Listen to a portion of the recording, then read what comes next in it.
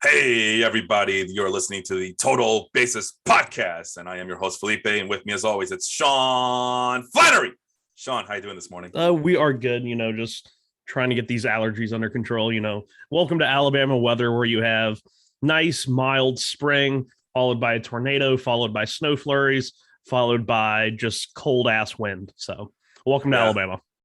Well, here in Chicago, we're supposed to hit the 50s, but we also have a wind advisory, high winds of, I assume it's 30 miles an hour, maybe more than that, 40 miles an hour. I'm not sure.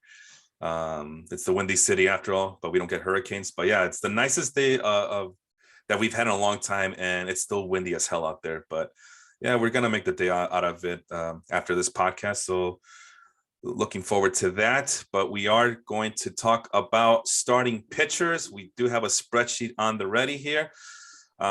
Starting pitchers is a fickle subject matter here around these parts because, well, we saw it the last couple of years, Sean. They are so unpredictable, aren't they? Yeah, they're starting to look like they're short inning siblings over there in the bullpen. You never know what you're going to get year to year out of some of these guys. Guys that were aces in the past. You had Blake Snell, and when Blake Snell was traded to the Padres, everyone was like, "That's it." Padres are going to win the West. I mean, it's a given. And then Blake Snell kind of fell apart. Yu Darvish kind of. It's very interesting. You have some guys that overperformed, some guys that underperformed, and some guys that just didn't pitch enough, like a certain Jacob deGrom. So, well, you told me that you heard on Twitter that Yu Darvish, after they clamped down on the foreign substances that these pitchers can use, that Yu Darvish's numbers kind of withered at the end. And it was an interesting 2-month adjustment where you really saw the spin rates on a lot of his pitches go down. But then in the last month and a half or so, they came back up, but not to the same levels. And the whiff rate was actually, I want to say, higher in probably the last month and a half than it was in the beginning of the season with sticky stuff, quote unquote. Well, I hope you're right, because he sucked for me last year. Sometime midway through the season, all of a sudden you couldn't be trusted. Him and Brandon Woodruff, right? And in my points league, Brandon Woodruff's production just went out the window. And I'm wondering if he was kind of using some stuff. But anyway, let's get going. So very unpredictable. So you have the pandemic in 2020. You had guys adjusting to going from the shortened season to the long season in 2021. And in 2022, you have a bunch of uncertainty going around because of the lockout. We don't know when pitchers and catchers will be reporting. So that's going to add more to the dynamic as to how this position has fallen from grace here. Something I also wanted to mention before I forget, and it's gone. I forgot. Number one, we found out last year why Blake Snell had to be pulled out of the World Series game clinching title game in 2020 because he's just not good. He got exposed last year. Not the guy we thought he was.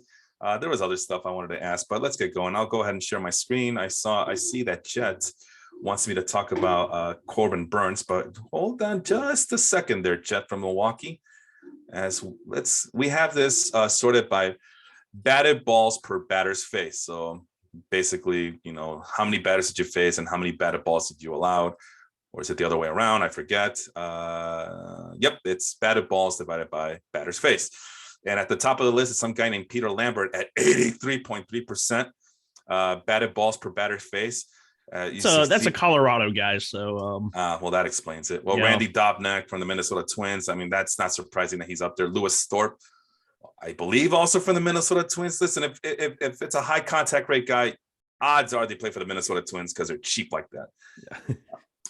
Is there a name that kind of sticks out for you? And just to reiterate, as we've been doing this the last couple of weeks, if you see red, orange hues, red is elite levels, orange is above average, a yellowish color is average, green or a greenish hue is below average, and blue is just awful. As you can see, this is just awful in my book. But is there somebody on the high batted balls rates that you see here that kind of catch your eye? I think one name here, and it's a guy that was basically a complete afterthought, both in real life and fantasy, ended up having a pretty solid year, pitched almost 180 innings, and that's Chris Flexon. Of course, he was a Mets farmhand for several years, and then he was rushed out of necessity from his best minor league season to date, and he had only made a couple of starts in Double-A. They promoted him to the major league team. But then they put him in the bullpen, something he had never done in his entire professional career.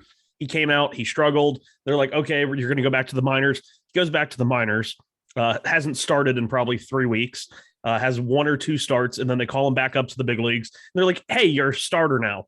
And he went out there and just, it was not pretty. And it was one of those situations where you see a guy, he's in the middle of his best season, and then they just throw a wrench in his plans. Like, and the Mets have done this. Some teams have more success doing it, where, you call up your top prospect and you put him in the bullpen. But this was like not a planned thing. It was a necessity thing. And he ended up being DFA'd after 2 years, went over to Korea, had a pretty solid year. Seattle signed him to a deal, and he actually returned really good value for him. He had lost a bunch of weight as well. So all the power to Chris Flexon, but I'm kind of shocked to see he is more of a contact guy, but to see him up in that same range as some of those other guys is pretty interesting. He is being drafted higher this year than, he was last year in the ways that he's actually being drafted. But yeah, it'll be interesting to see how Chris Flexon builds upon his year last year. Well, one thing's for sure, I am not drafting Chris Flexon. He's all yours. But as you can see, this trio of pitchers here, Zach Greinke, Chris Flexon, Cole Irvin, high contact rate guys. They do a great job controlling their walks. Obviously, it comes at the cost of strikeouts, and they're pitch to contact pitchers. So, but they are very productive. They've 15 quality starts. That's up there. If you're looking for guys you can trust a little bit, I don't trust them. But if your league rewards quality starts and maybe even some, you can see the innings. They eat up innings somehow. Yeah. And that was the thing that blew my mind was Chris Flexon just came out there and just pitched every day. But, and in fantasy, like there is some, pros to that. If a guy's going to have a lot of innings, he might not be a huge strikeout pitcher, but this is something I talked about last year where a guy who you expect to throw more innings, but strike out less per inning could be potentially more valuable in fantasy than a guy who's going to have a very good K per 9, strike out a lot of guys, but not pitch as many innings, because in standard 5x5, we just care about how many strikeouts. We don't care how many strikeouts per inning. It's just how many strikeouts. That is true. I'm still not I'm not buying it. I'm avoiding those guys. Probably in a 12-teamer, he's someone you maybe draft at the end, but in a 15-teamer, I could see him getting drafted pretty regularly. Yeah, I could see that too, but no, I definitely, I don't want any part of it. These are guys I don't trust. I love that they are able to go and be durable despite the lack of stuff, but no, this is not for me, man. I can't do it. Let's see if we can find somebody else on this list. So Chris Flexon, number 10 on the batted balls per batters faced. Let's see if we can find Dakota Hudson is an intriguing name, but he has a sample size issue, but as he only pitched 8 2/3 innings. So we'll keep an eye on that. I really don't want to talk too much about Dakota Hudson, just someone that see if he can kind of replicate some of the promise that he had when he was being called up. So let's start at the list at number 14. But I don't want to talk necessarily about Miles Mikolas, but just looking for anyone in particular that might catch your eye. I see this 22.4% strikeout rate from Zach Eflin. And there's another guy who comes with a lot of good control. So you like Chris Flexon, but I'm pretty sure you don't like Zach Eflin. I do like Zach Eflin. Okay. Yeah, okay. I like Eflin, and I thought it was kind of interesting that he showed up right there as he did between guys like Marco Gonzalez, because Eflin is to me almost like a Wheeler light. He has that good 2-seamer. They tried to, I think, work on him a little bit and make it more of a 4-seamer, but it's one of those guys, much like Wheeler was, and Wheeler's finally done it where he can feel more comfortable throwing that 4-seamer up in the zone. But it's like, even with Noah Syndergaard in 2018, 2019, they're like, hey, let's try this high fastball. And it's like, you have such good stuff. You don't have to throw that high fastball too. You're going to get more whiffs, but Zach Eflin is a guy pretty good at limiting hard contact. I'm not sure how he was exactly in 2021, but even going before that, when he broke out in like 2019 and 2020, he limited the hard hit rate. Yeah, he kind of let me down because I think I was really high on him last year. And he really didn't do exactly what I wanted him to do, but he's an interesting name because he's got the stuff. He has JT Realmuto as a catcher. He's going to play on a Phillies team that probably wins a good amount of games. So, all right, let's flip this around. I'm pretty sure we're going to see the guy that our guy Jet from Milwaukee, or not Milwaukee. He's a Brewers fan, but he's not from Milwaukee. He is a Wisconsinite. But the one guy that he wanted us to talk about was Corbin Burns. I mean, this is the complete opposite. The other guys were more craft and more about pitch location and pitch to contact. Burns, like his name suggests, he's going to show up a lot in red. Limits hits, huge ground ball pitcher, sorry. High amounts of strikeouts, 35.6% K rate, controls his walks, quality starts up the wazoo. There's a lot to love here. Mr. Flannery, is there something you don't love about Corbin Burns? Not necessarily there's nothing I don't love about him, but he has some of the, he pitched 167 last year, and I almost feel like it's going to be hard for him to repeat that. I'm not sure how much he grows on top of that. I wouldn't say he's as much of an inning risk or innings pitch risk liability as Jacob deGrom, but all of those Milwaukee pitchers, it maybe not less so Woodruff, but Peralta and Burns, I really think are going to, I don't know. I don't trust them to get 175 innings plus, because Milwaukee was doing that down the stretch last year where they were doing a lot of 6 starters with, Aaron Ashby and stuff like that. And I think that's going to be another thing we see more of this year is the 6 starters. Yeah, I was going to say a lot of teams are doing that. I think that affects Corbin Burns. Granted, it might help him stay healthier. I mean, he might not pitch 200 innings, but he might pitch 160, 170 instead of 70. Like, I don't know. It'll be a trade-off. Well, I don't think I've drafted him in any of my teams or mocks so far. I think between like him and DeGrom, I think I've picked DeGrom once. I haven't picked Corbin at all. I'd probably go to the next tier down. The guys like Alcantara and Giolito, stuff like that. Well, speaking of Alcantara, he's one of 4 pitchers that finished with more than 200 innings pitched last year. The list includes Zach Wheeler at 213, which is mind-blowing that's the league leader now. I mean, I shouldn't be surprised, but the more you see it, the more mind-blowing it is. Walker Buehler, who that's the ironic part is that I've been complaining about him and the Dodgers kind of babying him, and it turns out that he's the one that turned out to be a workhorse. Adam Wainwright, who it's like 41 years old is at this point, and your guy that you just mentioned, Sandy Alcantara, were the only 4 guys. Where did Corbin Burns finish? I don't see. He's going to be down there at 32, 167. Thank you for that. There he is, 32nd. Despite this banner year he had last year, he did have some durability issues. But I was going to say a lot of teams are switching to that 6-man rotation, bullpen games, elongating rest between starts. I remember reading an article from The Atlantic. I know The Atlantic, right? That's not a sports magazine, but the writer wrote and this was a few years ago, maybe mid 2010s. And he made a very compelling case that maybe we should kind of change and turn our mentality as to how we view these starting pitchers instead of seeing how far they can pitch per starts, that we should just be letting them pitch 3 or 4 innings and then rest them because they make so much money and they're so valuable. And at that point, it was seen as crazy talk to even imagine. And we're pretty damn close to that. So it's kind of funny that a non-sports magazine was able to call that. Let's go to ground ball rate really quick. See if we see guys that we don't like. Right off the top, at the top of the list is Franberg Valdez, who still kind of makes me quizzical as to how he's been successful. But we'll take a look as we get to if we get to the pitch selection stuff, what he's able to do to be so successful. Despite that, every time you go into his StatCast page, it's all blue. It's all low percentile numbers.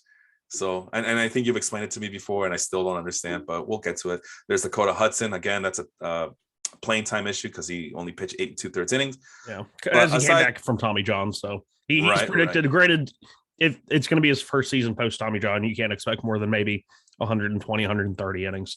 And he has his own issues because he's one of those elite ground ball guys. The sinker almost sinks too much. And there's a little bit of a walk issue. Well, last year he was able to keep it in control, but again, that's a sample size issue. And but you are right. I remember I vaguely remember seeing his walk rates being too high. Yeah, in 2019. Yeah. So with that being said, let's look at beginning from Logan Webb and work our way down. So a ground ball pitcher you want to focus on from this list that you see here? Adrian Hauser's my dude. Like he's one of the most like underrated guys, especially, and it's like you said, another Brewer. I think he just gets overshadowed in that rotation of legitimately 3 aces. And he went out there and he's not going to strike a whole lot of people out. Granted, I think that he could, like, if he changed the pitch mix a little bit, but he is, you know, as the graph shows, an elite ground ball starting pitcher, you know, 60 something % ground ball rate.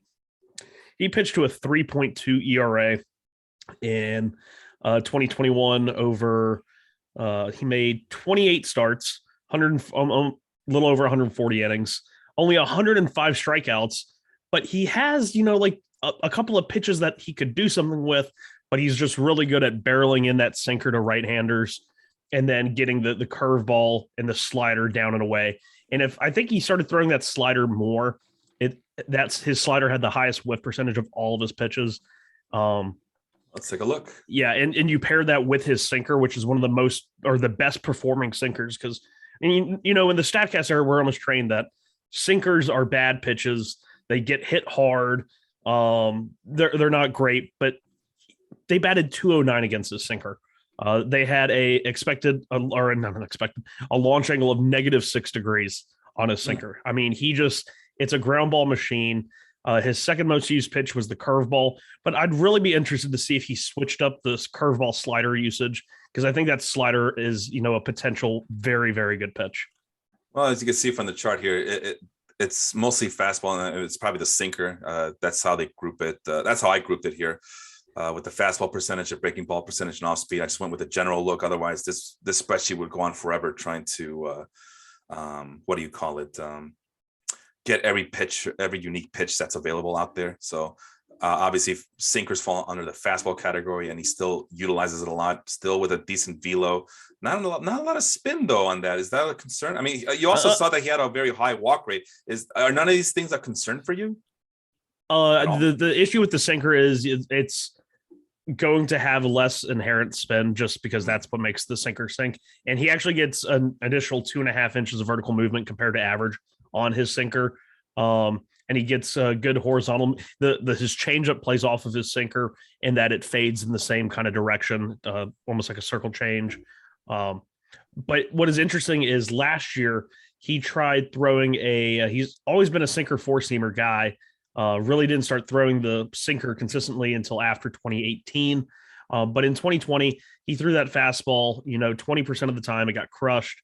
But in 2019, his 4-seam fastball was very good. And then you look at his 4-seam fastball again this year, also very good. And then look at the heat maps of it on Baseball Savant. They're all right at the top of the zone. Yeah. And granted, he's only the average velocity on it's 94 miles an hour. So that's good. That's solid. And I think he's just trying to figure out, like, I almost feel like he needs to get rid of a pitch, like get rid of the curveball. Like that's what it is with him. Like he has a great sinker. He can obviously locate that 4-seamer up. He left it down in middle a couple of too many times, but it's a very interesting profile. He's consistent. He goes out there, he gets ground balls. He's got, a solid ERA for his career. I think it's 3.7, but that was after a 5.3 in 2020. But in 7 games in 2018 out of the bullpen, 3.2 ERA. 2019, he made 18 starts, 3.72 ERA. This year was the only year that he's made like the vast majority of his starts in the rotation, and he puts up a 3.22 ERA, which, and it came with he's going to have a higher whip than the high strikeout guys. But that 3.22 ERA for a guy that's going to get drafted in like the 20th plus round, like I think that's valuable. Yeah, I can see where you're coming from, but again, there's a lot of concern. But I mean, this is a guy I've been kind of keeping an eye on because I do kind of like what he brings to the table, so to speak. But the results are just, they're just kind of frustrating. But if you're telling me it's because he's still trying to learn or trying to find himself, I mean, what do you think about this off-speed stuff here? The spin is pretty high, but it's a pitch that these are pitches. There's a pitch category, I should say, that he only utilizes 11.1%, which is pretty low even for this caliber of pitches. Is this something that he should be utilizing more in lieu of the curveball, or is this just a sample size thing here? Well, it's like Baseball Savant right now has him as he used the curveball. It was the second most used pitch at 14%. He threw his sinker 54% of the time. But his curveball, 14.5%. They batted 279, slugged 410, and it had a 346 WOBA again. So he actually got lucky throwing this curveball. It only had a 24% whiff rate. And then his slider, on the other hand, he threw half as much at 7.5%. And they batted 250 against it. Expected batting average of 216. Expected slugging of 341. While they actually slugged 455. So he got unlucky throwing the slider. They had a 313 WOBA against, but a 257 expected WOBA against his slider, which was tied for the lowest among all of his pitches with his four-seamer. And it had a 28.6, which is nothing crazy. That's not outlandishly good. But for a profile like his, that was the highest whiff rate among all of his pitches, which makes me think that, if he was sinker, four-seam, slider, and then mix in the changeup against lefties, I think that would be really good for him. All right, let's move on then. So this, as you can see, this is the leaderboard among the ground ball leaders here, ground ball rate leaders. It's I don't know, it's a mixed bag of it's a lot of pitch to contact pitches, and it's a lot of unimpressive names to me. But then there's Max Fried, who I still boggles my mind how he's able to turn into this ace-like World Series hero. But that's baseball for you. There's German Marquez, who always comes with a lot of hope and promise, but then you remember that he plays in Colorado. Yeah. Let's move on to another category, as we are kind of short on time, but just my favorite stat of all time, strikeout rate, the only stat that matters for pitchers. Yes, give me all of these guys. No, but obviously you can't get all these guys, Jacob deGrom, Dustin May. But what we're looking for is we are looking for certain players who may not have gotten a lot of playing time last year for whatever reason. Dustin May definitely fits that category. It's a guy that I've been keeping an eye on for a long time, just waiting for the opportunity with the Dodgers to let him be part of the rotation and not be this back and forth guy between bullpen and starting rotation. Do you see any other name in that kind of fits that profile? Yeah, and I just wanted to harp on May for a second. Of course, now we're going to have to wait for him to recover from Tommy John surgery. But This is a guy who his name popped up there when we were looking at, I think it was the batted balls. I just want to double check. But it was like on the best of the batted ball guys. He was at, let me find him. Oh, crap. It's fine. No, yeah, we'll go to strikeout percentage because he shows up pretty high there. He's projected to be, I think, the Pirates opening day starter. I don't even think he signed a major league deal, but that's Jose Quintana. Mm-hmm. Blast from the past, Jose Quintana. He shows up here under the K percentage. He is at, oh my God, there he is. He is in between number 23, Zach Wheeler, and number 25, Charlie Morton. Oh, okay, there he is. He posted a 28.6 K percentage. Let me go. Okay, now that I know where he is. Yeah, he was at 59.3 in the batted balls faced, which put him in between Tony Gonzalon at 12 and Max Scherzer at 14. And this is a guy I always remember Quintana being, like that elite contact, soft contact, ground ball pitcher type deal. But that's not how he was. I mean, he didn't have good results in 2021. He bounced, I think, from the Angels to the Giants, and now he's with the Pirates. But he's an interesting arm, I guess, because he has some of these weird peripherals where it's like he never used to do that. Like that's not what Jose Quintana used to do, but he did it in a very small, short sample size with not good results, albeit. So, yeah, it's a mystery, and I don't want to talk too much about Jose Quintana because that brings up the trade between the Cubs and the White Sox, where they got the White Sox got Dylan Cease and Eloy Jimenez, two integral parts of the rebuild, and Jose Quintana maybe gave you a season and a half of production before it kind of all fell apart for him. But yeah, every time you look at his numbers, like, why is he so bad? It's the only thing. I mean, he started dealing with a bunch of injuries, if I remember, and then the Angels, I think, were the ones that initially are okay. This is saying he's with the Giants, but I know he's with the Pirates now. Yeah, he is with the Pirates. Oh, he did. It was a major league deal, 1 year, $2 million. All right. Good for him, man. Yeah. Good for him. Let's see. And I guess we got to do the reverse. Let's look at the deep sea guys here. Oh boy. Oh, Jesus. All right. How do you want to do this? Is there a name that kind of just shows up of these low strikeout guys that you might consider going after in drafts this year? Oh goodness. I don't like any of these.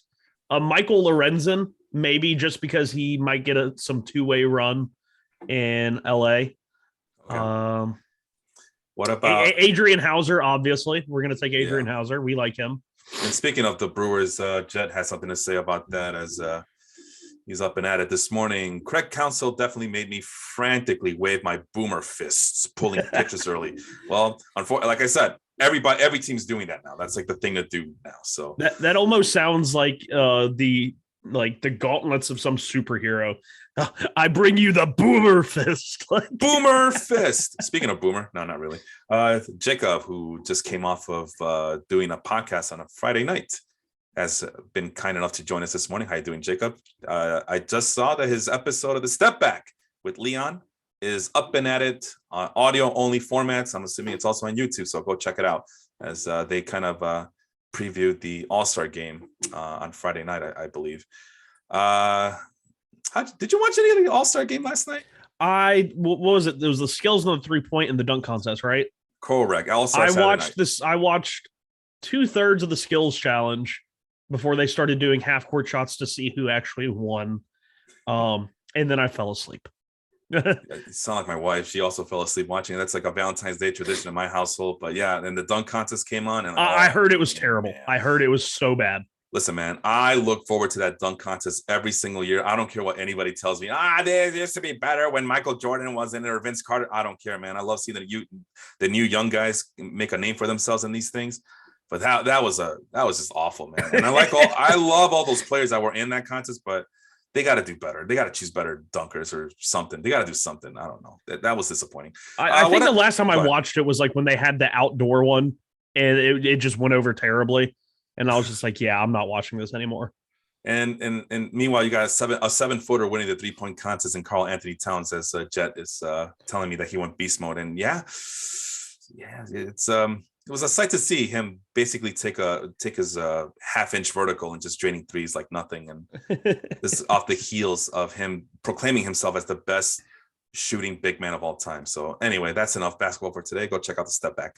What about AJ Alexei? I'm not sure too much about him, but he, like I said, he shows up with a 17.5 strikeout rate, but with a 63.9 batted balls per batters faced. Is there a chance he could be something, or is this just? I think he was like just filling in for the Rangers. I'm not really sure where he fits into their history, their plan going forward. Yeah, he made 4 starts. Yep. He had a solid 2021 in AA and AAA though, striking out 10 per 9, or in AA 11 per 9 in 3 starts. In AAA, posted sub-2 ERAs in both spots, but. This is where it gets a little interesting. In AA, in 7 starts, he had 13 games, but only made 7 starts. He had a 93.1 left on base percentage. And then in his 3 starts in AAA, he had a 98.4 left on base percentage.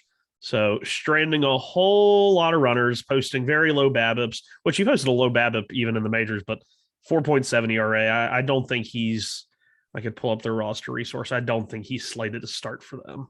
Well, he's probably just depth, but Yeah, this is the list that Austin created. And, no, he's projected to be starting pitcher number 4. That's why he's on this list. This is the pair down list, unfortunately. So the Rangers are going to be bad this year. It sounds like.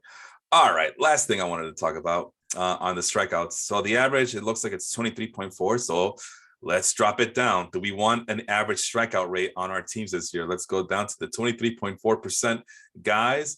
There he is. You got a lot of interesting names here. Yeah, that's why they're in the middle of the road, guys. And this Raver San Martin, I feel like we talked about it. Is he with the Reds? Yes, he's one of those 3 guys that the Reds kind of were rotating in and out. You had the Castillan guy, I think it was Tony Castillan, Vladimir Gutierrez, and Ryver San Martin. They all like, some of them made some starts, some of them went into the bullpen, and they kind of all rotated around. So San Martin only pitched 11 and 2/3 innings, but did face 47 batters. Batted balls per batter's face is pretty on the high side. I don't like it, but he does post a decent amount of ground balls, I guess you can say. And he came with a low ERA, but we all know ERA could be flaky. He does have great control, as most of these pitch to contact guys seem to display. Does the StatCast stuff show me anything? If my computer will cooperate with me, expected WOBA at a respectable 274 and an 87 mile per hour exit velocity average. So some promise, but yeah, nothing too spectacular, at least not in my book. But at least the strikeout rate and the walk percentage is pretty healthy. Any other middle of the road guys that kind of stand out for you here? I mean, it's interesting because if you look slightly above that 23.4 list, you start seeing names or players like Max Fried at 23.7, Luis Castillo at 23.9. I think Drew Rasmussen, who's in between both of those guys, could see his K percentage skyrocket. I think he's due to strike out even more guys. As well as, you know, if you go up a little bit, you got 3 out of these 4 guys, really 4 out of the 6. I really like. If you start at number 72 and go down to 77, you got Taijuan Walker, Steven Matz, Mike Minor, Jesus Luzardo, Brady Singer, and Zach Eflin. I love Eflin. I really like Matz in St. Louis. Jesus Luzardo, I have no clue what's going to happen with him. Like, he has had such a quick fall from grace.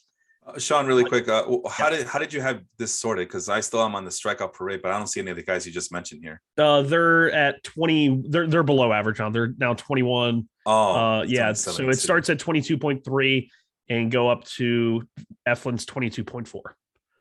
Okay, go ahead. Yeah. So I love Matz in St. Louis. Luzardo, I have no clue. Zach Eflin, we've talked about. I like Brady Singer and Mike Minor. I'm kind of meh about, simply because I feel like they spent all those picks on early prep arms. The prep arms are finally getting here, and they're just having no results. And I don't think Salvador Perez is helping. I mean, that is, they need to get him out from behind the plate. I mean, that's Kansas City staff had I believe the highest percentage of pitches like on the corners and around the black were called for balls. And I mean, and when you have young arms and then you make such a good pitch and your catcher is consistently just not getting the call, like that has to mess with you. And, you know, if anything, young pitchers have very fragile mental states because they go out there and they're going up against guys who have been doing this for 8-10 years. And they make a great pitch. So like, yeah, I just struck this guy out. No, that's going to be a ball. Let's continue the at bat. And then he takes you deep 2 pitches later. And it's like, what the hell? So they need to get him out from behind the plate. MJ Melendez is set to probably replace him at catcher this year. They might share catcher DH. I'm not really sure how Melendez has improved his defense, but it has to be better than Perez, right? Well, does he have an arm like Salvador Perez? Because that's the one thing that people will always bring up. He has a really good arm. MJ Melendez. Well, there you go. Just get the change going on. Just make Salvador Perez DH long term, and everybody wins. Everybody wins. It makes too much sense for them to do it. That's the problem. Expected batting average. I don't want to talk too much about this, as that's kind of more of a theoretical stat. I mean, I don't have a problem with it, but I wanted to get to the other plate discipline stuff. I like Hans Kraus up there. I like Hans Kraus up there in the expected batting average. How many innings did he pitch? I have no idea. 7 innings, but he's got an insanely low expected batting average. What was his ERA? His ERA was over 5. Everybody else in the top 10 had a sub-3 ERA. That's wild. And he was defeated by Bruce Willis in Die Hard. So that's Gruba. Oh, my bad. So the average expected batting average, say that 20 times fast. Expected batting average was 242. So I am in the middle of the road, guys, right here. With Logan Gilbert is the Mariners. That's the Mariners guy, right? Yeah, that's yeah. Yeah. So that just is expected. Really good control. Strikeouts were surprisingly pretty high for a guy who was expected to be more of a control artist and a dominant strikeout guy. But I think he would take the 25.4%. Yeah, both him and Kirby kind of showed more in the minors last year in terms of strikeouts. Gilbert was obviously closer. And I want to say Gilbert always had or was projected to be a slightly more stuff guy with great command compared to Kirby's very much that kind of paint the corners type guy. You know, the thing about Kirby is that every time he sucks up an opponent. Oh my God. I just knew that was going to, I knew that was going to be said. And you couldn't do anything to stop it. Shame on you. We do have a pop culture life. You could talk about Kirby there as well. Let's see. So we're in the batting average. Any other guy that kind of sticks out? I mean, Frankie Montas is right there. I mean, we like him to the 20 quality starts. That's a guy that we should all know. Although the walk rate is pretty high. I feel like that's always been a problem with him. The control is always going to be a thing with Frankie Montas. The even bigger thing with him, though, is he just needs to not abandon the splitter. And this is something splitter pitchers seem to always do. They lose it for like 2 starts, and then they just don't throw it for a month. And it's like when Frankie Montas, he has a good sinker, he has a good slider, but when he doesn't have that splitter to keep hitters honest, it's just like, he can't do anything. And I don't think he did it as much this year. He threw it more consistently. I like Montas. He's getting drafted probably a little bit too high for how much I like him compared to previous years. I used to be able to get him a little bit deeper in drafts, but as long as he's in Oakland, he's a pretty interesting fantasy option, but we'll see where I think he's a guy that gets traded for sure this year though. So we'll see where he goes. Another interesting name, Jose Berrios. I know you don't like him, or at least you are very critical of him, but you can't. He's one of the few guys that has a little bit of an orange hue on both the strikeout and the walk rates. So that's something that really attracts me as well. So I'll be looking to see if I could snatch him up on the cheap now that he's in Toronto. Although now that he's in Toronto, that might be a concern. He might get a lot of wins, but that ERA might jump about a run and a half. You see, we all know that wins is the only way to evaluate these pitchers. Anyway, in fantasy, they're still relevant. Don't ask me why. There you go. I think Matthew Boyd's an interesting name. He still had, that middling. He had a terrible year overall. But the numbers seem like he was pretty much unlucky. And now he is a free agent. He is a guy that I've been clamoring for the Mets to sign on like a minor league with invite to spring training or like a 1-year, $6 million contract. Just a solid depth lefty, which they only have. Do they even have a lefty in their rotation right now? I don't think they do. So that's fun. But yeah, Matthew Boyd, he's had a slight fall from grace after being really good at the end of 2018 and 2019, but interesting guy. Moving over to expected WOBA, that's a stat you've been mentioning on and off here. The expected average WOBA is 312. Wow. All right. So let's go down to the 312 guys, see if we can find someone that we like or don't like or whatever. It's 2 guys that finished with a 312 expected WOBA average against. Adrian Hauser. There's that name again. Boy, oh boy. This is just the Adrian Hauser show. This is why Jet hasn't left yet, because he knows we're going to talk about his Brewers the whole time. And Wade Miley. Okay, so I like Hauser a little bit more than I do Miley. I've never been a fan of Miley. Why should I like Wade Miley Cyrus here? I drafted Wade Miley. I'm in a league hosted by Prospects Live where we paid $50 up front and we played for 5 years. And each year, I mean, there's I think dozens of leagues going on. And so there's like a win your league, you get a payout. If you win the overall, you get a payout. And then the most like points at the end of the 5 years gets a payout and stuff like that. It's pretty interesting. Wade Miley was available in the draft my team needed. I think it was in either the 20 or 30 team one. I needed starting pitching, so I drafted Wade Miley in the little in-between years draft. Can you tell me if Chicago's going to have a good defense? They need to have a good defense with all the pitchers they have. Which Chicago? Oh, the Cubs. The Cubs. Sorry, I thought you were talking about the Bears for a split second. Who knows, man? And I don't even know who's going to be there throughout the year.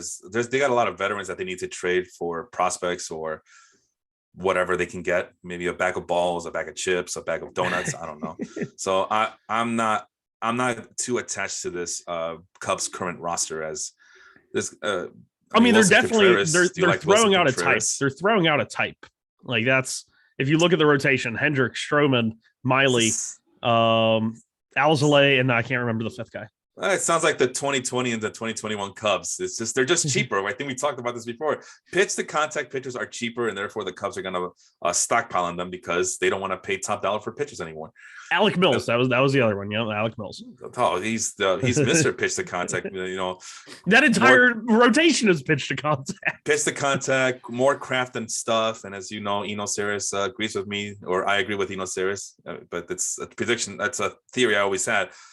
Stuff is a better indicator for future performance than craft.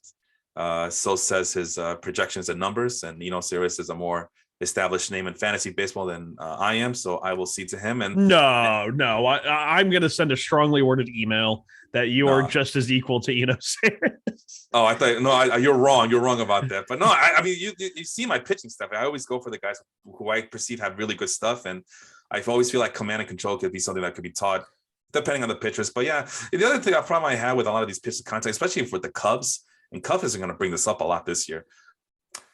Kyle Hendricks is Greg Maddux. Stop doing that. Stop it. Get some help. We talked about this. Kyle Hendricks will be lucky if he's Jamie Moyer, another former Cubs player. And that's it. These pitch to contact pitchers are more unpredictable than the guys with a lot of stuff. But we don't know what the Cubs are trying to do here, so it's not even worth mentioning. But no, I'll be avoiding Wade Miley as always. So I mean, in deeper leagues, if that defense is good, I mean, I could see them having some success, just like, they're building around, they try to get, because I'm not sure how good of a defender Wisdom is. He had a 4 DRS at third base in 2021. I don't know how Schwindel is. Madrigal and Horner, I think Horner had a good year defensively, but that was mainly at second base. He's going to be at shortstop now. Madrigal will be at second. I don't know anything about that outfield. I like Ortega as a hitter. I'm not sure how good of a fielder he is. Hayward is like 47 years old.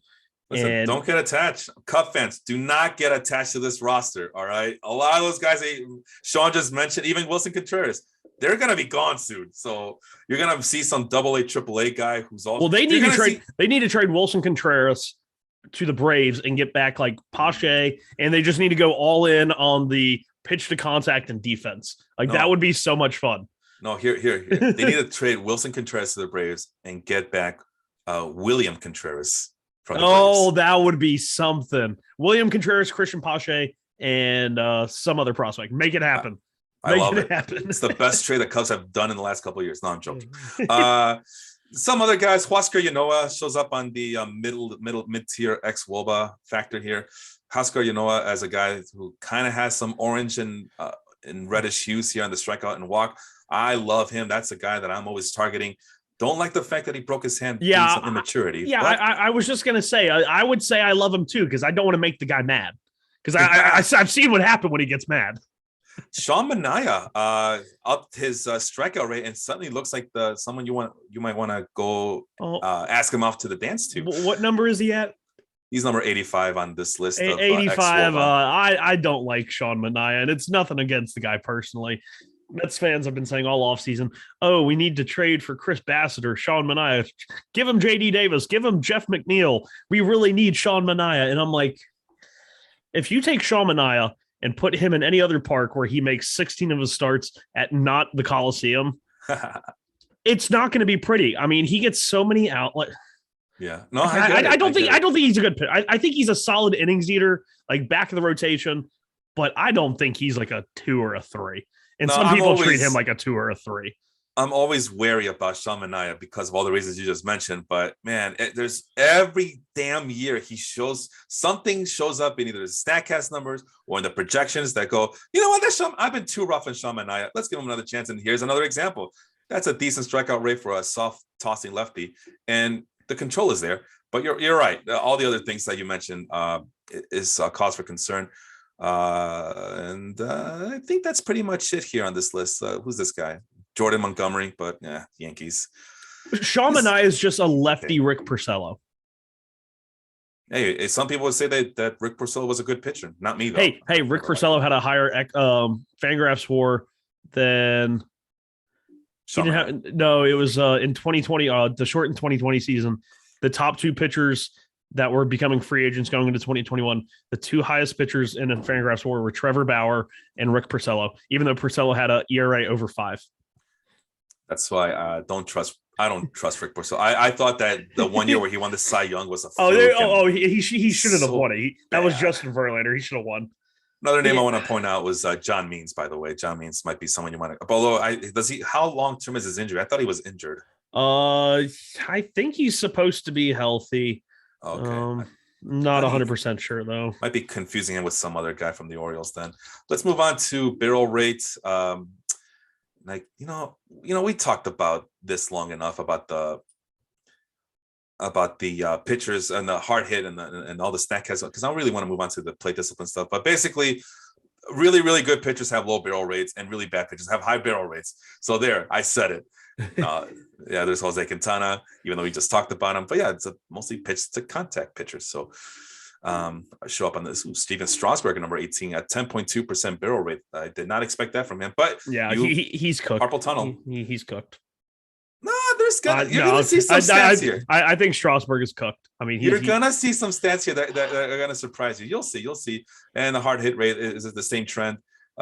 June Rasmussen.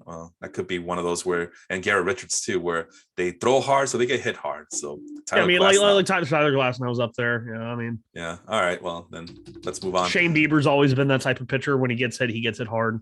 That's true. Let's move on to total inside the strike zone swing and miss. And as you see, it's a who's who of elite pitchers. There's a guy that shows up, Dylan Cease. I've been down on him a lot in the last couple of years, but I don't believe that progress and maturation is linear, because it's more of a up and down kind of thing in Major League Baseball. But the more I look at Dylan Cease's numbers, the more I'm encouraged that maybe this could be something that's linear, and maybe Dylan Cease can take the next step in 2022 where he could be a trustworthy starting pitcher. Do you see it that way, or do you see it differently? I'm on the fence with Cease. You don't like anyone. No, I do like Cease, but I don't know. I need to see another year of it. I need to see another year. But Tari Skubal is kind of surprising. But Tari Skubal, for as bad of a up and down season he had last year, he stuck it out and survived 2021. I'm in on a lot of the Detroit young arms this year with Tucker Barnhart behind the plate. Barnhart wasn't as good of a framer in 2021 as he has been in the past, but one of those calls a very good game. Guys like Luis Castillo, Sonny Gray had some of their best years with Tucker Barnhart behind the plate. And I think he's going to be a really good influence on guys like Tariq Skubal, Matt Manning, and Casey Mize.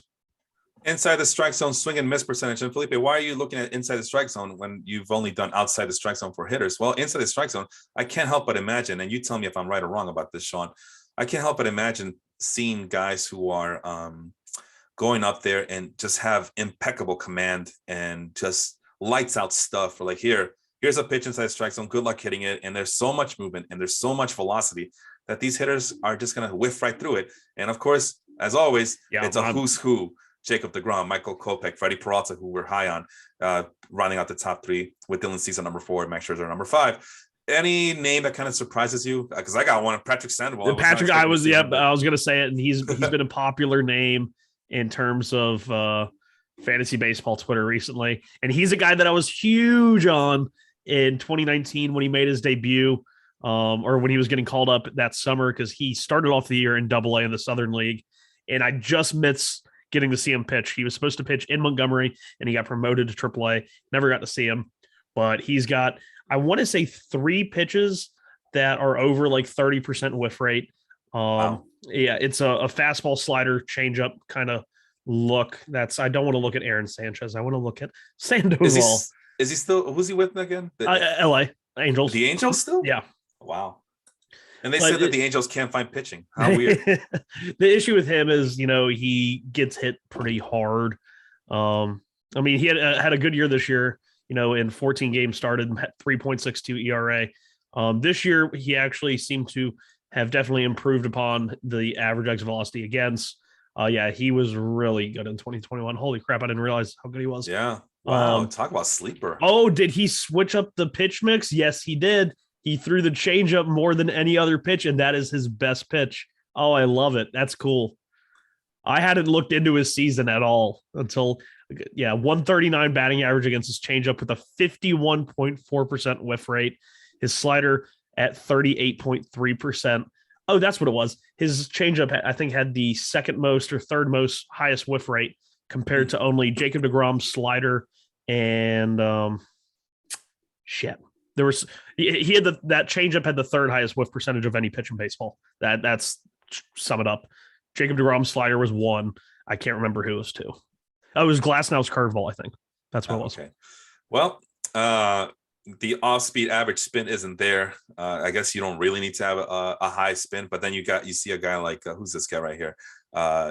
Is that really John Means? Wow, John Means with a 2,256 average spin on the off-speed pitches. So we'll get to it in a little bit. How are we doing on time? Okay, it's the top of the hour. We did start late, so we have a little bit of a leeway here. Another name, Chris Sale. We know who that guy is. Kevin Gausman, that's my guy. There he is again. Sean Manaea. It's like, I don't know, Sean. You keep saying all these bad things about Sean Manaea, but there he is with the command and the, do I dare say, decent stuff to get hitters to be off balance inside the strike zone. What's How about no gold member? Oh, is that just that? Okay. Yeah, that's the line. How about no gold? That's from Austin Powers. I know. But I was hoping that you would tell me, oh, you know what? The more I see it, you give me the whole Patrick Sandoval spiel about it. But anyway, the opposite side of things. Again, Randy Dobnak, Dakota Hudson, even with him limiting the high velocity exit velocities, he's still same old Dakota Hudson. So basically, all these guys are throwing batting practice. And then there's Adam Wainwright. Every time we think Adam Wainwright is done, he's not trying to get those misses in the zone though. So that's I think him, with his established ability, he's trying to get contact in the zone because I think he trusts the outcomes. No, obviously, but not just the inside, but there's really nothing except for total outside the strike zone. But again, that's more about his durability and just his pitching know-how. But a lot of this stuff, he's not inducing a lot of swings. He's even outside the strike zone, he's giving up a lot of contact. Well, so it's not very dominant, but yet it's very effective is what I'm trying to say. Do you see that giant red dot that's on Wainwright? If you sort it, he had the most called strikes in all of baseball by almost 100 called strikes. Yeah. That's really interesting, I think, to me. And then you keep hitting on Jose Berrios, but there he is again at another top of the list. Jose Berrios at the price, aside from the price that the Blue Jays got him at, that's a solid deal. I know that was a good deal for them. But yeah, if they hadn't have signed him and they gave up what they did, that would have been dumb. No, you had, if you're the Blue Jays and you're going all in, I think that was the move to make no matter what.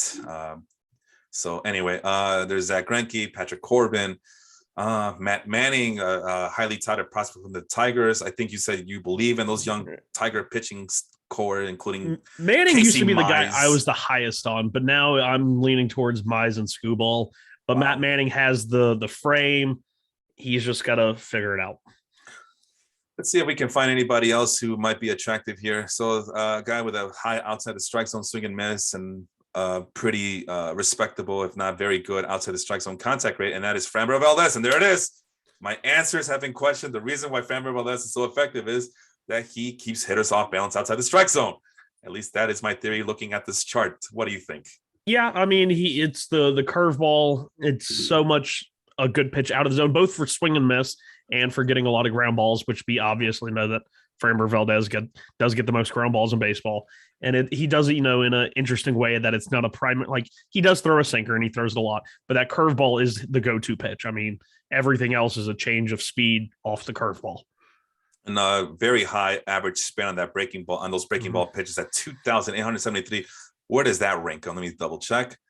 Oh, okay. Wow, that's fourth overall behind guys like Julio Urias, Charlie Morton, and Dustin May. So he's in good company there, and that would explain why he's been pretty darn good for the Astros over the last couple of seasons, despite all things considered there. And what were we? We were here, and let's see. Oh, this is what the hell? Oh, sorry, wrong column. Wrong column. Let's go back to the inside the strike zone. Let's see if we can find one more name that we could talk about on this. Let's go down a little deeper. more in the greenish hue, still on the low side. Which category are on this? The inside the strike still? zone. Okay, gotcha. Swing and miss percentage. Yep. Any name. There's Kyle Hendricks. It's like the more I want to get away from Kyle Hendricks, the more his name shows up. And I'm sorry, this is not in a good way. But again, that's Kyle Hendricks. You can throw him into the Adam Wainwright category, I guess. I'm seeing Steven Strasburg being sandwiched in between Martin Perez and Marco Gonzalez. You're gonna tell me he's not? Oh, there he is. He's toast. He's done. Well, he's that's a sample size issue. He's done. He's donezo. Look though, outside the strike zone, swing and miss 57.5, and he does not give up a lot of contact outside the strike zone. Hitters can't keep up with him. Look at that whiff rate, 28.2 for a guy with carpal tunnel. Come on. He's donezo. He's donezo. That wasn't the last surgery he had that knocked him out, was it? Was it the carpal tunnel? That's the last thing I remember about him. He had a carpal tunnel and that he couldn't. I thought he had a TOS. Oh, maybe that too. And I know it's something to do with his shoulder. He's been having shoulder issues, but I want to believe in him. If he's healthy, I want to believe in him.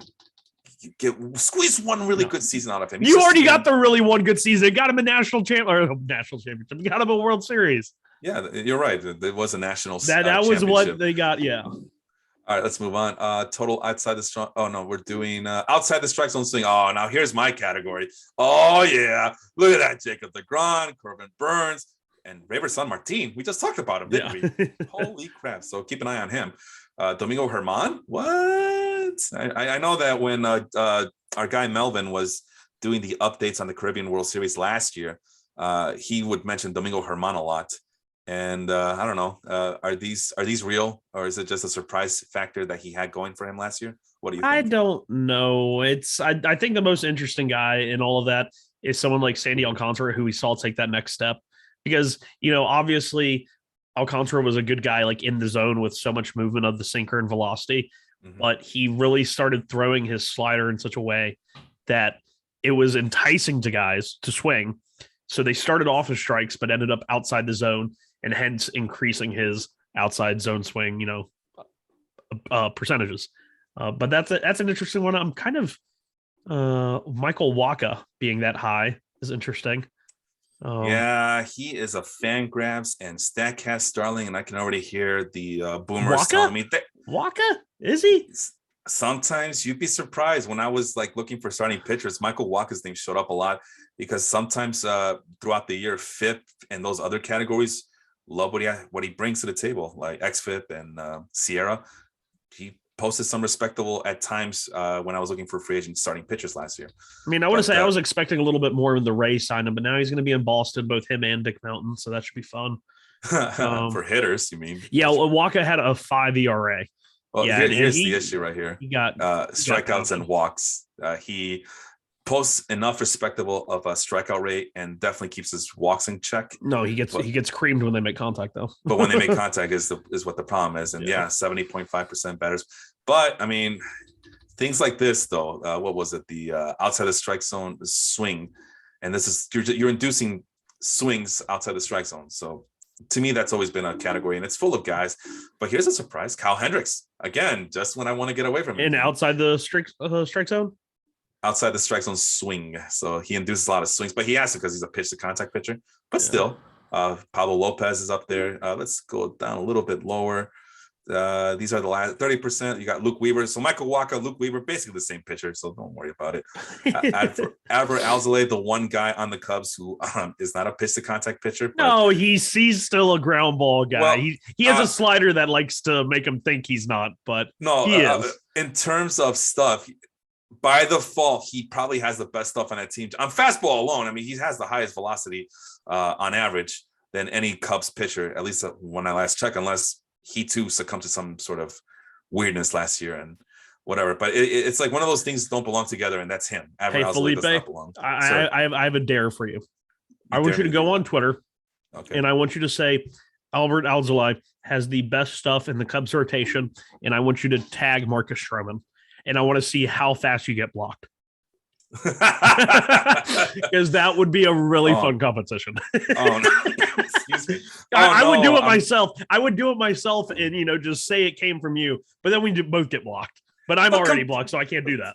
But compared to like the other guys who are just going by craft, I'm sorry, but by default, and it's not nothing to brag home about. By default, I mean 93.4 miles an hour on average fastball velocity. Woo, blowing it by him. That has got to be better than anybody on that Cubs rotation. Better than Wade Miley, I think. But better than Miley and Hendricks. Better than Wade Miley, Cyrus. Those old men.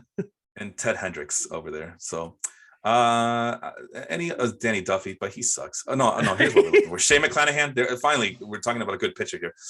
I think I told you the only problem I have with Shane Mcclanahan is that he pitches for the Rays, and we don't never know what the Rays are doing. I mean, that's like, but you know what? All these good pitching teams, they all have 6-man rotations. They all have bullpen games out the wazoo, and they all limit their pitchers to 4 or 5 innings at most, and limit them to 3 or less than 3 times around the batting order. But we talked about Mcclanahan ad nauseum last year as someone that we need to keep an eye on, and the numbers back it up. And there's Patrick Sandoval again, and Robbie Ray, who he won the Cy Young last year, right? Yes, and is now in Seattle. So there you go. Who's Tucker Davidson? Tucker Davidson, pitcher, Atlanta. I don't think he got traded to Pittsburgh, but yeah, he's I want to say a lefty, kind of one of their topper prospects. He made a couple of spot starts. Yeah, he's still lefty from Atlanta. I thought he got traded to Pittsburgh, but that was Bryce Wilson that got traded to Pittsburgh for Richard Rodriguez. That's right, the closer. Yeah. Moving on to outside the strike zone, swing and miss. And again, these are the categories that make me salivate. Again, the who's who of awesome starting rotation pitchers: Tyler Glasnow, Shane Bieber, Shane McClanahan, Jake LeGrom, Clayton Kershaw in the top 5. Is there another name you want to talk about besides Steven Strasburg, of course? Yeah. There's Blake Snell. I think Josiah Gray's an interesting name there because he's a guy. He started making regular starts for his major league team down the stretch after the Max Scherzer deal. He is going to be in that Nationals rotation, and I think he has 3 quality pitches. As long as he can mix it in such a way that they don't just hunt his fastball. I think his changeup and breaking pitch, I think he's going to be pretty solid. And then Tony Gonzalon, I think, is an interesting name.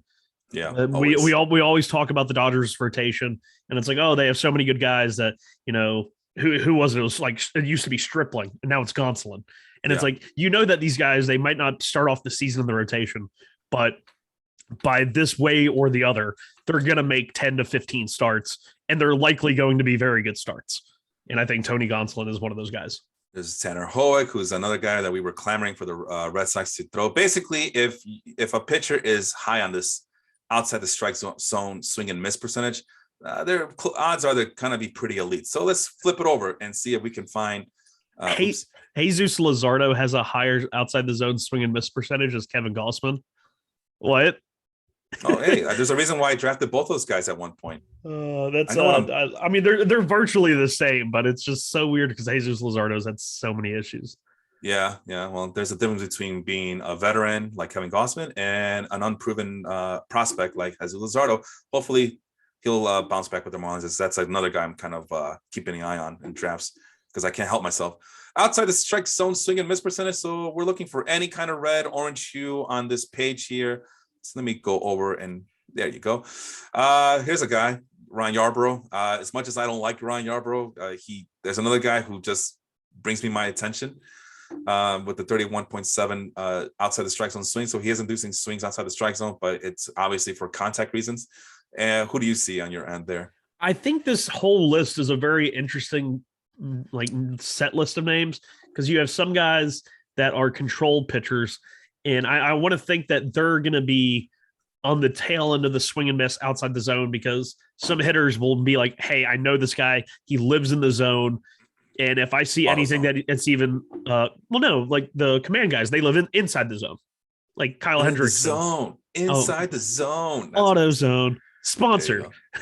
Anyway, Cole Irvin too, huh? Yeah, like all of those guys. And so a pitcher or a hitter in their mind while they're in the batter's box might be like, hey, if I see anything that looks even partially off the plate or it looks like it's going to come in, I'm just not going to swing at it because I know this guy throws strikes and it doesn't look like a strike immediately, whatever. So they don't have like the nasty stuff that looks like a strike and then ends up a foot off the plate. So I think that's why some of the command guys end up here.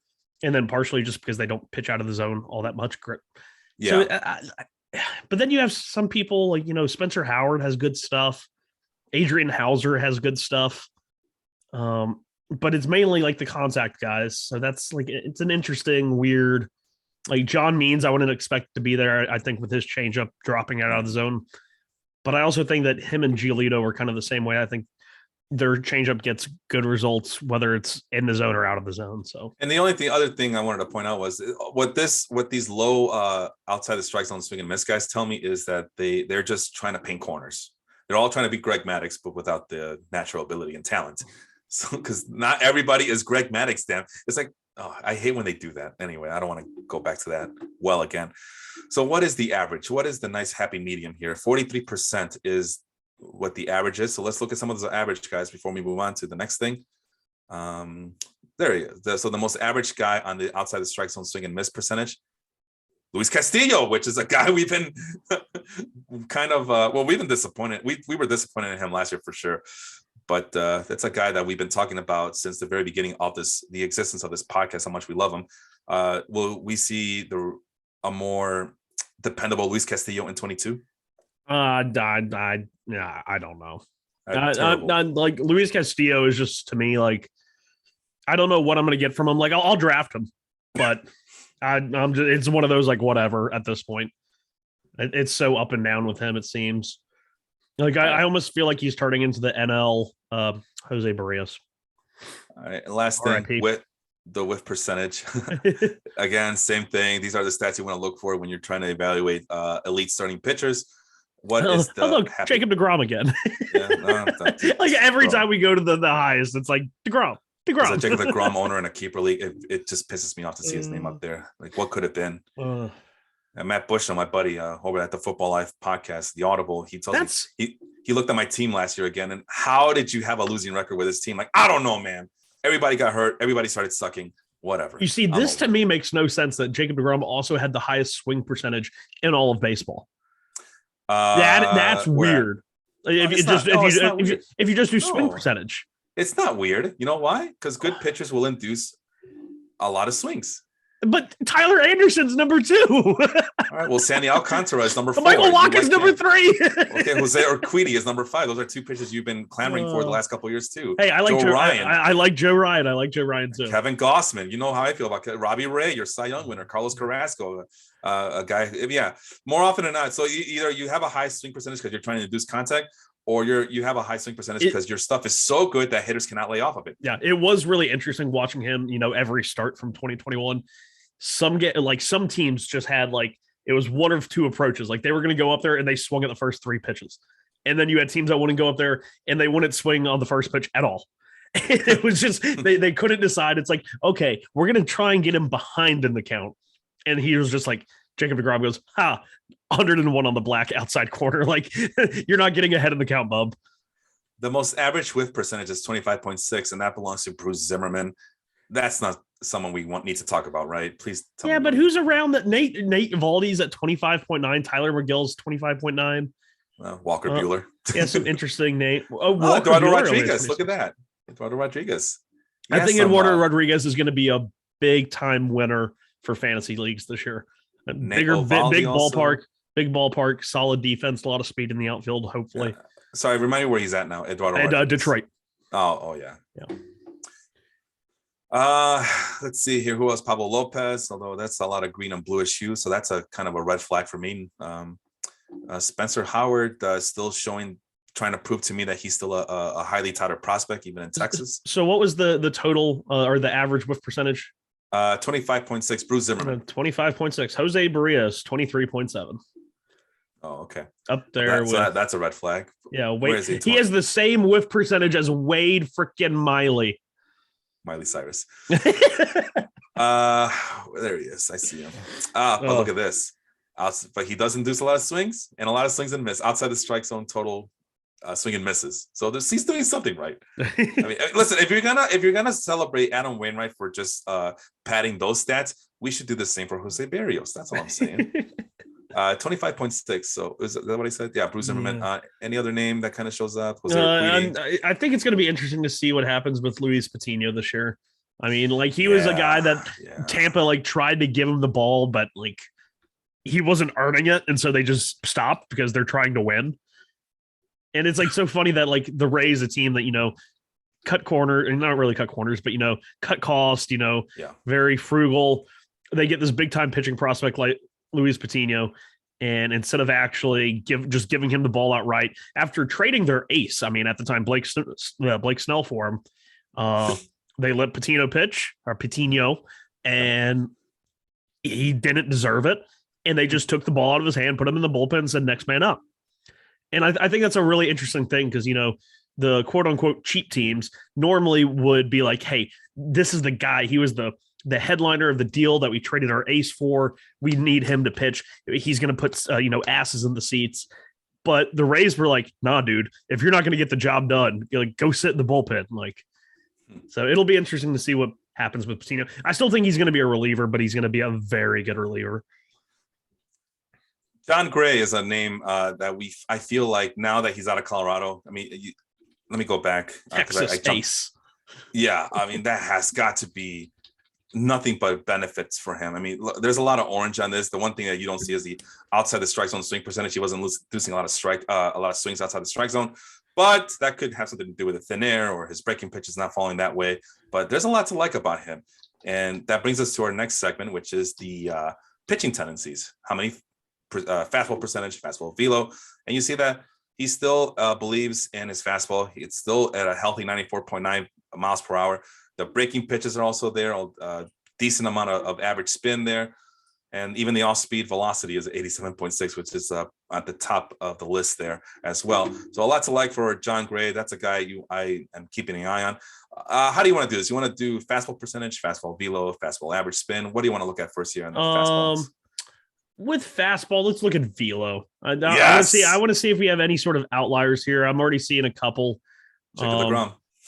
Yeah, well, I mean, obviously he's not the outlier. I think Michael Kobach's an interesting name to see if he can maintain any sort of velocity. Yep. Is he projected to be in the rotation at all? That if he's on this list, odds are. I mean, this list is from December, but it's just the lockout has frozen everything, so no free agency, no movements. Okay, yeah. So roster resource has him as SP5 right now. Yeah, and more than likely he needs to get that rotation because you cannot justify him being in the bullpen. Well, maybe you can, but you got to give him a chance, right? Especially when you're a team that already has Liam Hendricks and Craig Kimbrell. Like, what are you doing with Kopech back there? Like, anyway, insurance for Kimbrell if he sucks again. So. Carlos Hernandez, that was the guy in Kansas City, I think. I would be so shocked if that is the same guy because that's not what I think about when I think about a Royals starting pitcher, that high amount of velocity. Yeah, that's Carlos Hernandez, averaged 97.2 according to Fangraphs. Holy crap! And he had a K per 9 under 8. So that does make sense for a Royals pitcher. Let's see. What else do we see here? Luis Patino again, Jesus Luzardo again. Logan Gilbert being that high is kind of interesting. Yeah, and Logan Gilbert throwing the 61.5% fastball. So what? Is that a sinker then, or a two seamer? No, I think he's a four seam guy. Pull it up, but yeah. Okay. And also seeing, if you scroll down for me while I have Baseball Savant pulled up, it was where is he? Skubal having a little bit of a higher velo. I like that. Number 35. Yep. So, McGill is interesting. Josiah Gray, interesting because he has a solid fastball. I just feel like Gray's fastball isn't consistent enough to this point. So we're seeing a lot of guys that we like. So with the high velocity, it's no coincidence that even that having that high velocity would usually turn out for better results. The opposite side of the spectrum, there he is, Ryan Yarbrough, the lowest velocity in all of baseball with an 83 average fastball velocity. That's wild. Miles per hour. That's so wild. Wade Miley, Kyle Hendricks, basically every Cubs pitcher known to man will be there's Alec Mills.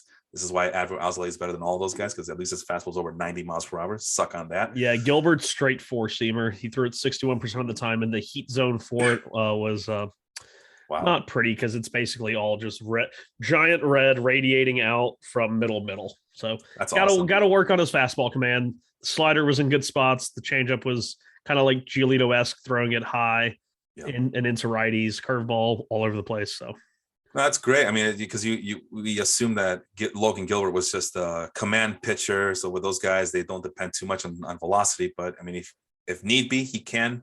And I mean, and his fastball didn't do terrible. Like, I mean, it had a 304 WOBA against. According to the Baseball Savant's run value, it was actually minus 19. So that's very, very good on the four seamer. It's probably one of the best in baseball. A couple of names I want to throw at you. Rayvar Sanmartin again. He shows up with a decent whiff rate of 27.7% and just missing the cut on the orange hue is Zach Thompson, which is a guy we talked about last year. Kind of coming out of nowhere for the Marlins, I believe. Just utilizing that fastball to no end, despite the fact that it sits at 89.6 miles an hour on average. But which guy was this? 89.6. Zach Thompson. Oh yeah. He was high average spin rate on that as well. You still like him for next year, or are you still having your doubts? I'm so and so on Zach Thompson. I did share a tweet from him, I believe, yesterday, and it was something to do with fastball WOBA or something. Oh yeah, here it is. It was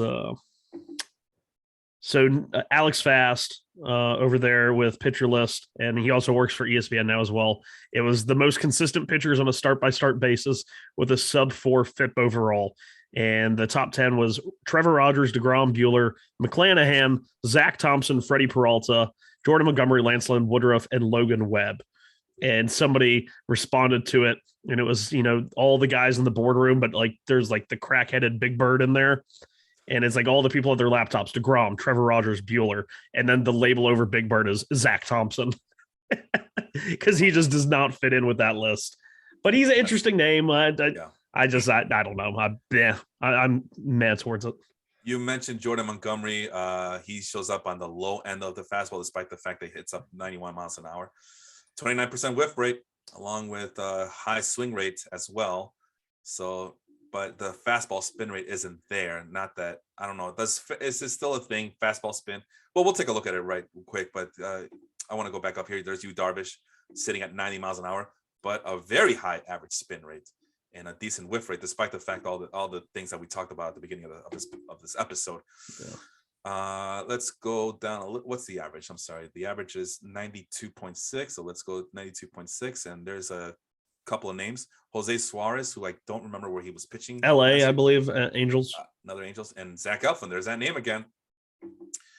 Anybody else that kind of pops up? Tristan McKenzie. I know that we didn't have very nice things to say about him last year, but that's encouraging. He has to maintain velo through starts. I mean, because he's a guy that goes out there in the first one time through the rotation, he's probably averaging 94, 95. And then by the time he gets to the fifth, sixth inning, if he gets there, it's, low 90s. He's such a fastball heavy guy. It's hard. Joe Musgrove, there's a guy that I loved last year, and I was pretty satisfied with him. And there's a 2,599 fastball average spin. Let's take a look at the average spin next. Now it's something I always wanted to do. Does average spin mean anything? And sure enough, there's a who's who of pitchers: Corbin Burns, Yu Darvish, Joe Musgrove, Michael Kopech. Mike Minor. Holy crap! Mike Minor's always been a high spin guy like that. He was like, I don't want to say like the initial guy, but he's been like that for a long time. It's why he's always played up, even though he's lost so much velo over the years. Dylan Cease, Clayton Kershaw, Julio Urias, Walker Buehler. So a bunch of Dodgers pitchers there. So you could tell what their philosophy is. And rounding out the top 10 is Garrett Richards, another guy just like Mike Minor, who can just spin the crap out of the ball, but it usually comes with mixed results. Yep. So he's a free agent. I think he's an interesting guy. He was much better in the bullpen in Boston. And I still think that we're waiting on the day for a team to sign him and be like, hey, Garrett Richards, you're our closer now. And he's going to be really fun. Some red flag pitchers who are at the top of the list. Let's move out of the top 10 and go out to there's Zach Thompson. They get number 11. Excuse me. Some red flags that we might see here. Dylan Bundy, very high average spin, but 22.9 whiff rate, which is on the low side.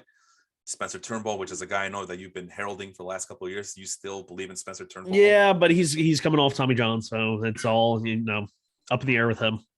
Okay. There's John Means again, who was probably the only consistent pitcher, but mid-tier whiff rate.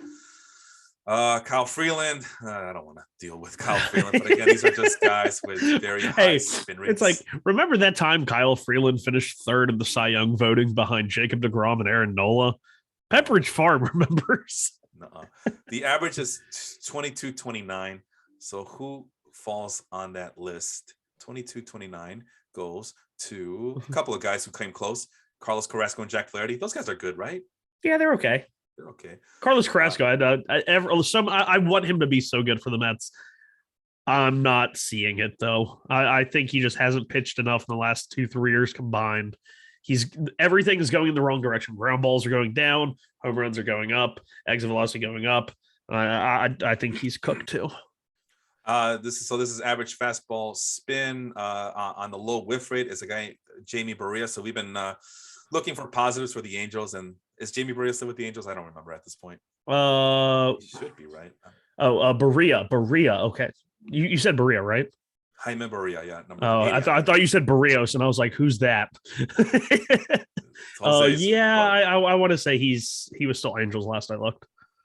All right, so maybe be wary of him. He throws his fastball a lot, decent amount of spin on average, but yeah, the whiff rate's really low. Do we have anybody on the high? Shohei Ohtani. So yeah, all the Angels pitchers. There's always something good to say about them, except for Jaime Barria. JT Brubaker. Oh my God, this JT Brubaker character. There's another guy that showed up so many times early on in the year, like through June, on pitchers that you need to pick up. Is that going to be something that he can piggyback off for 2022, or was he exposed as the year went on last year? I don't like any of those pitchers in Pittsburgh, honestly. I mean, like Brubaker is interesting. He definitely did, underperform. I mean, the strikeouts per 9 were solid. What was his actual K percentage though? 24%. That's not bad. Yeah, it's just he gave up a lot of home runs. A lot of home runs. 2.03 home run per 9. Yikes. That ain't gonna get it done, bub. Nope. Let's move on to the breaking ball average spin, which is another one that always piqued my curiosity. And it's again, same thing. Who's who of pitchers, and Gary Richards, always. Paulo Espino, it's a guy I don't trust, but he shows up on the list. He's a fun story. He spent I think 11 years in the minors. I mean, really kind of crazy story. And I mentioned Kyle Hendricks and Adam Wainwright being basically the same. And yeah, all these metrics show them as basically identical, except for the fastball spin, which Kyle Hendricks is way below average there, way below. But everything else kind of, well, you know what? Kyle Hendricks makes up for it by having a very high off-speed average spin rate. And I'm hoping to get to it as the last thing we talk about. Is there a guy you want to talk about on the top of this list? Nah, I mean it's pretty much the who's. All these guys we kind of know to have good breaking balls. You know what? I forgot to do it by low fastball average spin. So let's take a look at that quickly. Patrick Sandoval again, despite the lack of average spin on the fastball, 33.9% whiff rate. So something to think about. Ian Anderson shows up on the list, on the bottom of the list of average fastball spin, but he makes up for it with a very high whiff rate as well, 28.5. Go ahead. Oh no, you go. No. And then we go to the greenish side. Jose Quintana again. It's like the same guys keep popping up. Herman Marquez, Steven Strasburg, Tanner Hogue, and Alex Wood. Guys with low fastball average spins, but very high or decent amount of whiff rate. Let's go back to the breaking ball average spin on the high rates. Actually, no, let's go by average. The average is 2418. 2,418 is the average. It's by revolutions per minute. Wait, right? 2,000 or 2418? No, 2,418. Okay. Yeah, I was about to be like, we're going to go really low. So, there it is. Matthew Boyd. Yeah, not surprised. But yeah, if you anytime I see yellow, and I now think about Matthew Boyd, he's at 2,415 in sandwich between Huescar Yanoa, who we talked about, and AJ Alexei, who we also talked about. Carlos Rodon among the mid-tier guys has a very high whiff rate. Him along with Max Scherzer, and Blake Snell as well. At the Okay, let's go down to this guy at 100. I think he I don't think he's very good. He's got a middling breaking ball average spin. I think we need to all be out on this guy. Definitely do not draft him. He is not good. His name's Shohei Ohtani. He's just not good. He's just not good at all, guys. I mean, only averaged 93.7 on his fastball. Like, whoa, come on. That's not bad. That's terrible. That's like he's just barely better than Zach Greinke. Come on, guys. Nobody draft Shohei Ohtani. Like, no, this is not a good pitcher. He's not even a good. He's not good at all. Just don't draft him. He has a low batting average, so I was by old people that's bad. Granted, he's got a good batting average for a pitcher. He batted 250, guys. All the more reason to let them hit, right? Let them hit. So that's it. Let's take a look at the bottom of the list now, and the depths of the sea here. Ian Anderson. Wow, what does Ian Anderson do? That change up, four seam high, change up low. That's it. So yeah, so it's not the end all be all, but it is. I mean, you guys saw the names on the top of the leaderboards on these statistics, and more often than not, the guys who are on the top are always good. But every once in a while, you get a guy like Ian Anderson with a respectable 28.5 whiff rate. Lucas Giolito, despite the low breaking ball spin rate. Him and Giolito throw their changeup almost the exact same percentage, 31.8 to 31.4. Trevor Rogers, another guy. I always wonder what his season would have been if he would have stayed healthy. Or I know he had that with the family. It was right. Yeah. It was really weird. And then I think there was like when he was trying to come back from it, he had to go through COVID protocols, but they weren't saying it. Right. It was really weird. And then another guy with a low average spin, Kevin Gossman. But you all know how I feel about Kevin Gossman. So and we already talked a lot about these guys. Robbie Ray, that's another guy who sucks. Low breaking ball. Spin rate. Granted, I do think Robbie Ray is going to regress a lot. I don't. He's not going to suck, but I do think he's going to regress. I wouldn't be surprised either. Last thing, off speed velocity. Again, it's off speed. It's supposed to be low velocity to kind of offset the fastball, but you're seeing it again. Sandy Alcantara, Tyler Glasnow, Walker Buehler, Jacob deGrom, Corbin Burns. This stuff matters. But don't come and tell me that this is just a more analytics bullshit that you're afraid to accept. And this is why Shohei Ohtani is so good. He has a pretty decent velocity on his off-speed pitches to kind of offset the fact that he has no spin rate on his breaking ball pitches. I mean, he has a good slider. It's just not really a high spin rate one. He's got a good slider. And then, of course, that splitter is just nasty. Oh, absolutely. Like when you look at like Alcantara and deGrom and Buehler, Wheeler, all those guys that are right there in the top 10, those guys are averaging, 97, 98, 99 miles an hour on their fastball. And so everyone's like, oh, your changeup should be 8 to 10 lower than your fastball. Well, you take 8 to 10 off these guys' fastballs, and this is where they are. They're in the low 90s. So it makes sense. Makes a lot of sense, yeah. Let's move on down to another tier. Is there a name you want to talk about from number 25 on? For the off-speed velo, well, let's see. Not necessarily. I mean, because you got, a lot of these guys are going to be more like splitters, power changeup guys. Well, a splitter is always lumped in with the fastball for some reason. It's not mixed in with the off speed.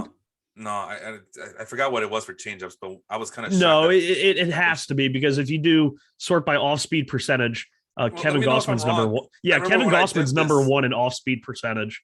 So that has to be his splitter. Oh, okay. Yeah, I could have sworn that splitter and cutters were lumped in with fastballs. Let me see. Cutters I know are. Oh, okay. Well, see, Kevin Gossman's also at 52.7% on fastballs as well. And yeah, so we could take a look, but I could have sworn it was splitters that go into fastballs and changeups and maybe knuckle curves go into off-speed pitches. But it's been a while since I last did that little bit of research there. Where were we? I thought I saw. Oh, there he is, Freddie Peralta, number 24. Oh, I see what happened. Okay, so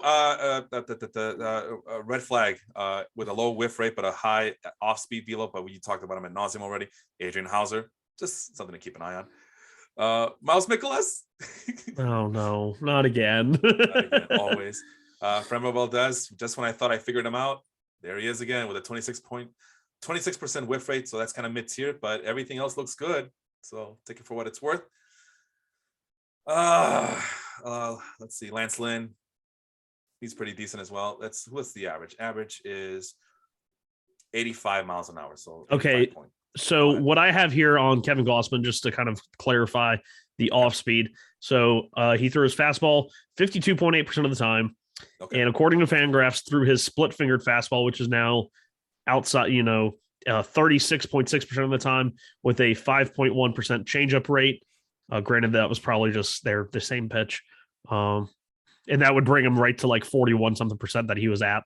So yeah, off speed is they've included splitters in the off speed now. Okay, that's all right. Good. Thank you for clarifying. So the split finger does count on this one then. Middle tier, 85.3 miles an hour. That belongs to Alex Wood and Zach Guffin. Those are two guys that we talked about already. Is there anybody else that kind of screams off the page that you need to talk about here? Nah, not really. I mean, I don't need a breaking ball to be fast as long as it's good. Because you look at Max Scherzer. Off speed. Sorry. Because to me, off speed is less about how it is, and it's more about when you use it. Right. I think if you can get a guy into a rocking chair where you don't really know if they're expecting a fastball, or hell, even if they're expecting some sort of sinker in, and you give them a changeup that kind of fades away but tunnels out of the same spot. I think that's a huge part about off-speed pitches too, is getting them to tunnel correctly off your fastball. And Jacob deGrom has kind of shown why that's so important. So yeah, I'm not really too up in arms over off-speed velo, because you can have good off-speed without the velo. Well, let's look at the bad off speed, and it's a lot of crap in terms of the whiff rate. Keegan Aiken, I don't like him. Joey Lucchesi, I know. And that's a weird pitch for him, but he has Tommy John surgery. So you know what? I shouldn't even be talking about him. It's 0.2% off speed anyway, so it's not enough. Well, the issue with his is he has that curve. It's like a changeup, but it throws it. Okay, so it's curve grip, but I think he throws it with changeup action. No, it's or vice versa. It's the weirdest pitch in baseball. It's I don't know. It's uncategorical. But another red flag, Kwang Young Kim, proving my point that you still need some sort of velocity on your off speed to make it count. 21.6 whiff rate. I know it's not end all be all, but he also doesn't throw hard to begin with. So the velocity on that's always also going to be lower. Yeah, that's so yeah, a lot of issues there.